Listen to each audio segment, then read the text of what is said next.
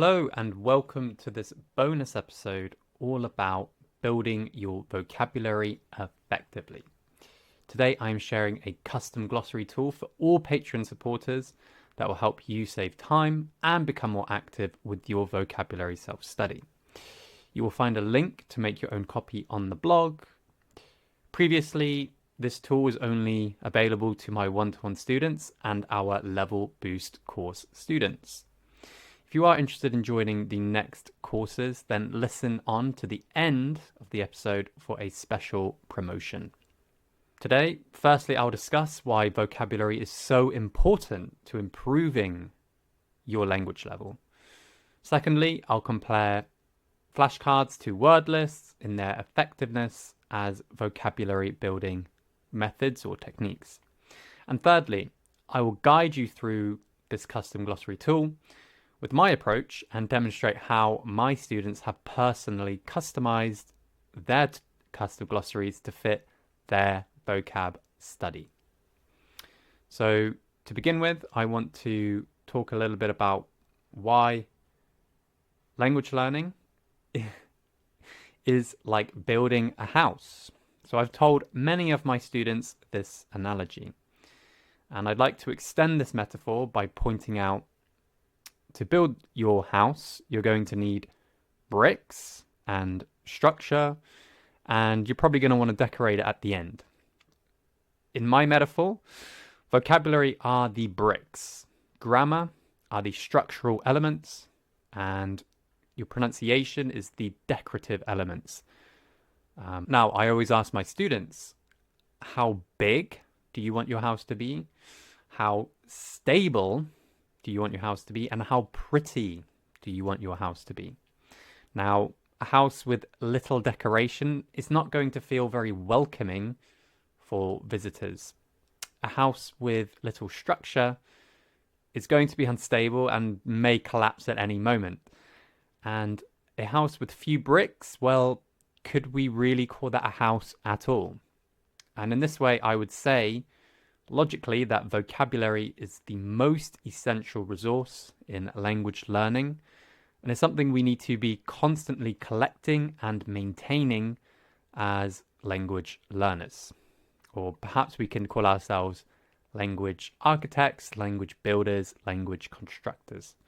So, flashcards versus word lists. Now, it's most important here to point out that these are not in opposition, and in fact, flashcards and word lists complement each other. After all, most flashcards are made first by making a word list and separating it up. Similarly, if you do have flashcards, logically you can make word lists by combining them together. They're not really in opposition, but there are some differences in how they are used, and I would argue that the best students use a combination of both methods to reach their language goals. Both methods are essentially dealing with this problem that we all have, which is the forgetting curve. This was first introduced by Ebbinghaus, and this curve demonstrates how our recall of words decreases over time. In fact, very rapidly in the first few hours and days of learning a new piece of vocab or item of vocab, our memory of that item will diminish. The metaphor here is your mind or your memory is like a kitchen sieve. As new information comes in, well, your brain is designed in a way to kind of filter out information that it doesn't need. To make way for all the new information. But we can get around this problem. As you can see here, when we put in some repetitions, our curve becomes less and less steep. With repetitions, this item's actually starting to form part of your long-term memory. Now let's talk about the differences between flashcards and word lists. Now, flashcards I would compare to an athlete who is sprinting on a circuit. They are highly focused and they are doing so in a short, sharp burst. If your big exam is tomorrow or your big exam is next week, then flashcards can be a really good solution to get lots of active recall in a very short space of time.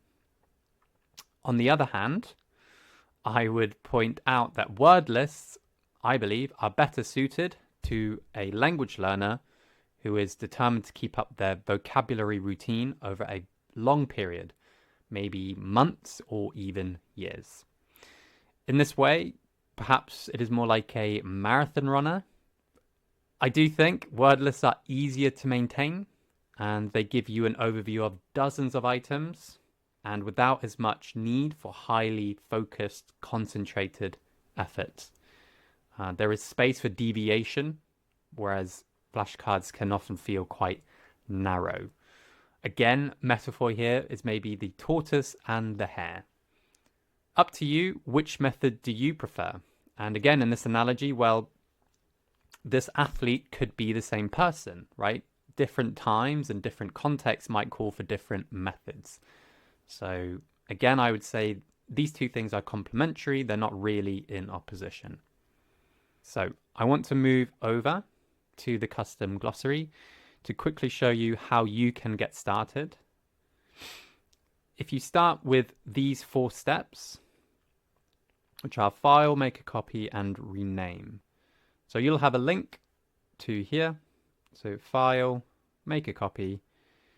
In this box, rename it whatever you want. Make a copy, put it where you want in your Google Drive. I would recommend that you use a Google account for this, especially if you want to later on share the glossary, and I'll point out why I think that's a good idea too. That's how you can get started and have your own copy. Now, the next thing you'll have to do is update these 2 boxes for your first language. Now, I'm going to keep these as German, as I'm a fluent German speaker, so it's easy for me to demonstrate with this language. What this will do is it will update across the glossary a Google Translate function, and that all happens instantly and is very effective. So let's quickly have a look at that. So as you can see in here, we are adding our word or phrase. Next, we have Google Translate, which is instantly making this translation. Let's add in a couple more entries just to demonstrate. It can be very quick to create these entries. By clicking on these links, you can basically save yourself time Googling Longman Dictionary. You can go to Cambridge, and here, my favorite of all would probably be Youglish. Down the page on Youglish, you'll also find phonetic information. So this is very useful, and you'll see a lot of the students I will demonstrate using this information. On our Level Boost courses, we will actually teach you the IPA, so then you can use that moving forward in your language learning.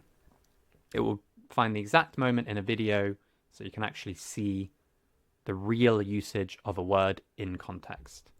You can quickly go through many videos, and I recommend this to most of my students to train your ear first with pronunciation. So that's the first part where I believe things really make a difference, is when you start to activate the vocabulary. Going through dictionaries is still a passive reading exercise, but actually here we have the opportunity to write. So let's think of something original that we can use this word with. The tortoise successfully learnt 20 new words this week.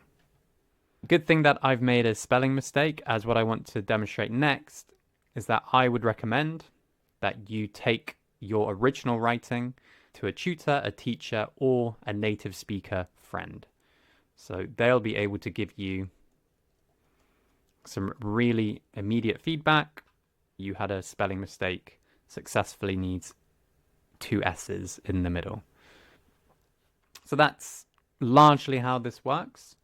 And I do believe By going through these methods, it will save you time and you'll become more active with your vocabulary, which will actually help you a lot with the repetitions that you need. Let's look through some student examples, which I picked out for several reasons. Student A here, what I wanted to show off was that actually we've set up 2 languages.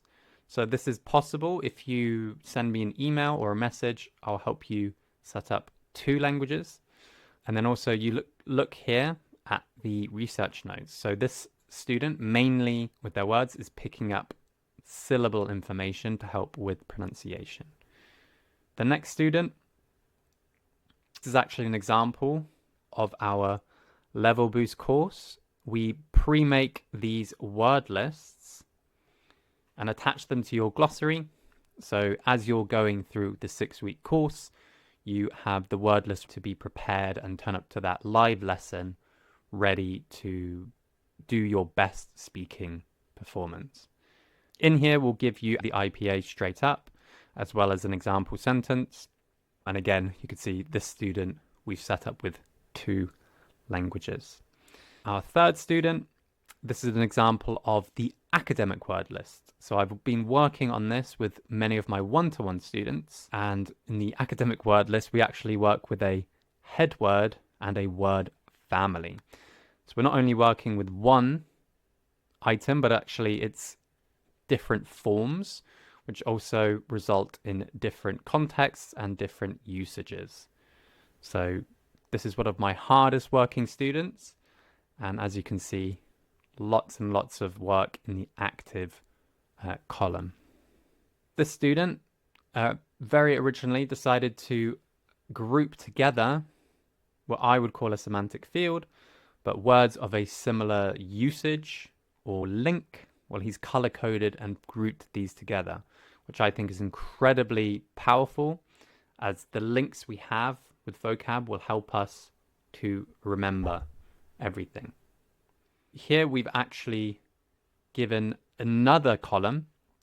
So we start here with the original native language. We are then using deepl.com, playing with the English that it outputs, in order to get the best true translation. So here was a more translation by sentence approach, and we've modified the tool to work in that way. And for my last student, I want to demonstrate that this student has created their own tabs. So rather than just grouping words together, they've created a whole tab here on the topic of climate so that they can, when they need to, quickly navigate here and review these very useful words in this context. So to summarize today's episode, flashcards are great in short bursts, whereas wordless work great when we are working with a larger scale and we are going for the long run. Wordless give you an instant overview of learning material, and it acts like a map, something which I personally find more effective than the highly focused, isolated approach of flashcards. In any case, what is important is to have those repetitions and reviews to counter the Ebbinghaus curve of forgetting. Flashcards with the right amount of spaced repetition are very, very effective. But again, it takes a lot of maintenance and focus. So today you can click on the link, you can try out the Custom Glossary Tool. And if you want to join our upcoming courses for the Level Boost, then we are running a special promotion until Friday, the 10th of May. You can receive a 10% discount by entering code THINK, and Patreon supporters will receive an even larger 20% discount. So message us for your Patreon code. As I've shown before, pre-made word lists are available when you book on the course. One-to-one word lists are available when you book tuition with myself, which include the academic word lists. And coming soon, we will probably have podcast-specific word lists. So watch this space and we'll continue to innovate and improve this glossary tool. Thanks for listening, and farewell for now.